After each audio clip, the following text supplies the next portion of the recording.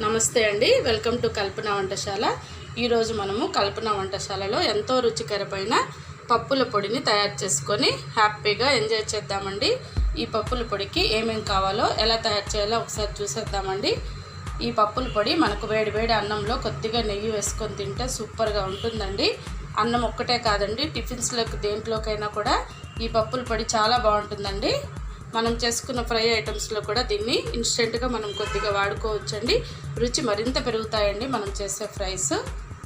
Okay అండి, ఎలా చేయాలో దీనికి ఏమేమి కావాలో ఒకసారి చూసేద్దాము. ఈ మల్టీపర్పస్ పుట్నాల పప్పుల పొడికి మనము 1 కప్పు పుట్నాల పప్పు, 1/2 కప్పు ఎండు కొబ్బరి ముక్కలు, 1 టీ స్పూన్ జీలకర్ర, రుచికి సరిపడా సాల్ట్ 1 టీ స్పూన్ అయితే సరిపోతుందండి. అలాగే ఎండుమిరపకాయలు 10 నుండి 12 కారంకి సరిపడా తీసుకోవాలి. కారంకి సరిపడా ఎక్కువ తక్కువ తీసుకోవచ్చు. అలాగే 1 గుప్పెడు కరివేపాకు, ఇది కడిగి చెమ్మంతా పోయేలాగా ఆరబెట్టుకున్న కరివేపాకండి. అలాగే వెల్లుల్లి రెబ్బలు 10 నుండి 20 లోపల తీసుకోవచ్చు. పొట్టు తీసి ఇలా తీసేసుకోవాలి. ఈ వెల్లుల్లి రెబ్బలు ఎంత ఎక్కువ వేసుకుంటే పుట్నాల పొడి అంత టేస్ట్గా ఉంటుంది. ఓకే, ఇప్పుడు తయారీ విధానం చూసేద్దాము. ముందుగా మనం ఈ ఎండుమిరపకాయలన్నీ ఇలా సొగానికి తుంచి పెట్టుకొని వేయించుకుంటే మనకి గింజలు కూడా బాగా ఫ్రై అవుతాయండి. సో ఇవన్నీ ఇలా తుంచి పెట్టేసుకుందాము. ముందుగా మనం ఇలా ప్యాన్ పెట్టి స్టవ్ వెలిగించుకుందామండి. ఇందులో మనము తుంచి పెట్టుకున్న ఎండుమిరపకాయలను వేసేసుకుందాం. ఫస్ట్ ఎండుమిరపకాయలు వేయించేటప్పుడు ఘాటు ఎక్కువ వచ్చి ఇంటిలో పాది ఇబ్బంది పడతారండి. అందువల్ల కొద్దిగా సాల్ట్ వేసుకొని ఇవన్నీ మనం ఫ్రై చేసుకుంటే ఘాటు అనేది రాదండి.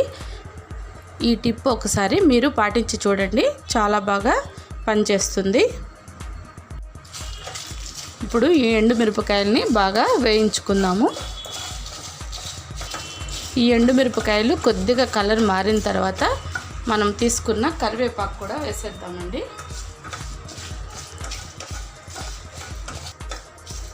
ఈ కరివేపాకు బాగా శుభ్రంగా కడిగి వాటర్ అంతా పోయేలా ఆరబెట్టేసుకున్న కరివేపాకు అండి ఇది.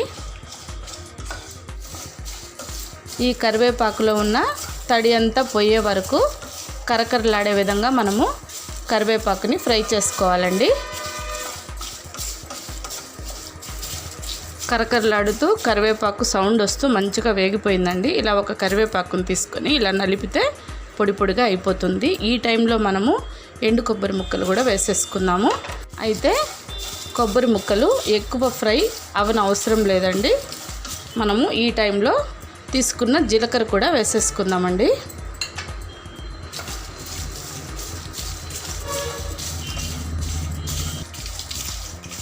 జీలకర్ర కూడా కొద్దిగా వేయించుకున్న తర్వాత మనము పొట్టు తీసి పెట్టుకున్న వెల్లుల్లిపాయలు కూడా వేసేద్దామండి. వెల్లుల్లిపాయలు వేసిన వెంటనే మనము స్టవ్ ఆఫ్ చేసుకొని ఇవన్నీ చల్లారనిద్దామండి. ఇలా ఒక మిక్సీ జార్ తీసేసుకొని మనము వేయించి పెట్టుకున్న ఎండుమిరపకాయలు, కరివేపాకు, ఎండు కొబ్బరి అన్నీ మిక్సీలో వేసేసుకోవాలండి.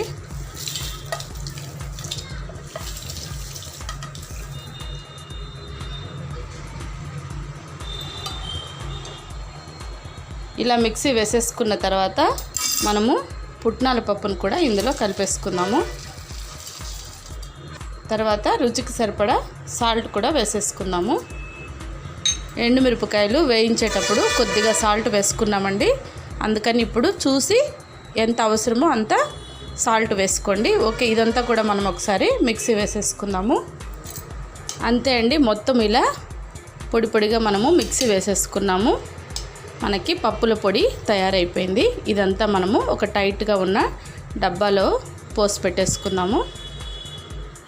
ఇలా టైట్గా మూత ఉన్న డబ్బా ఒకటి తీసుకొని అందులో మనము ఈ పొడిని స్టోర్ చేసి పెట్టుకున్నామంటే మనకి 2 months వరకు కూడా చాలా ఫ్రెష్గా ఉంటుందండి. ముఖ్యంగా హాస్టల్లో ఉన్న పిల్లలకి ఇలా మనం పొడులు చేసి పంపించామంటే వాళ్ళు చేసిన కూరలు నచ్చకపోతే కూడా కొద్దిగా ఈ పప్పుల పొడి వేసుకొని వాళ్ళు తృప్తిగా భోంచేస్తారండి. బాగా యూజ్ అవుతుందండి హాస్టల్లో ఉన్న పిల్లలకి. అలాగే బయట రూమ్స్ తీసుకొని ఉన్న బ్యాచిలర్స్కి ఈ పొడి చాలా ఉపయోగపడుతుంది. చూసారు కదండి, ఇలా ఈజీగా వాళ్ళకి పొడి తయారు చేసి పెట్టి ఇవ్వండి. ఈ పౌడర్ని స్టోర్ చేసి పెట్టుకున్నామంటే ఒక 2 months వరకు కూడా ఫ్రెష్గా ఉంటుందండి ఈ పొడి. ఈ పప్పుల పొడిని మనము మల్టీపర్పస్గా కూడా వాడుకోవచ్చండి. ఎలా అంటే మనము కర్రీస్ చేసుకున్నప్పుడు కొద్దిగా కూర లూజ్గా ఉంది అని అనిపించినప్పుడు మనము ఈ పౌడర్ని మిక్స్ చేసుకొని కూరని చిక్కబరుచుకొని తింటే మనకి రుచితో పాటు కూర కూడా చిక్కగా ఉండి చాలా బాగుంటుందండి.